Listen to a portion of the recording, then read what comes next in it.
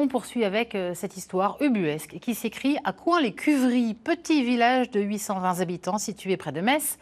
Une affaire qui envenime depuis des mois la vie de la commune. La maire interdit à un élu de participer aux conseils municipaux au prétexte qu'il aurait produit une lettre de démission.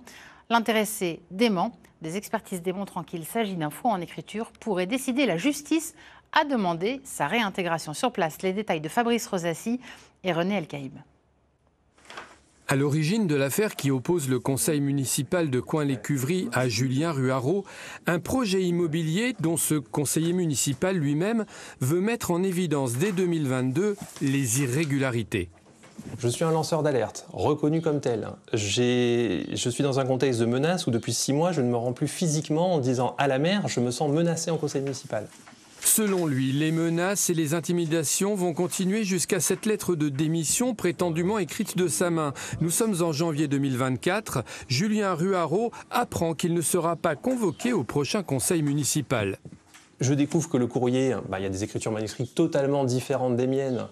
Et en plus de ça, le courrier, c'est vite vu, c'est une compilation de paragraphes entiers de mes écrits.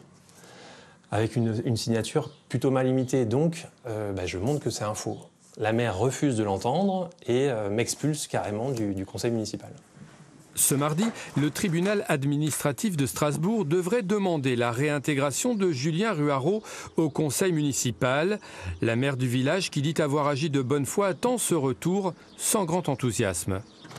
En tout état de cause, moi j'ai effectué mon rôle de maire, c'est-à-dire qu'à réception d'une lettre de démission, le maire n'a pas vocation à s'assurer de la véracité ou non de cette lettre. Les choses continueront comme elles ont avancé et continué jusqu'à présent, c'est-à-dire que M. Ruareau avait la facilité de monologuer pendant des heures et des heures au conseil municipal. Nous avions des conseils municipaux qui duraient parfois 3-4 heures, où les débats étaient vraiment sans fond, puisqu'il portait ses arguments et n'écoutait pas ceux des autres. Ce jeudi, le conseiller municipal devrait participer à son premier conseil depuis 1 an et demi, avec toujours les questions qu'il souhaite évoquer sur ce fameux projet immobilier.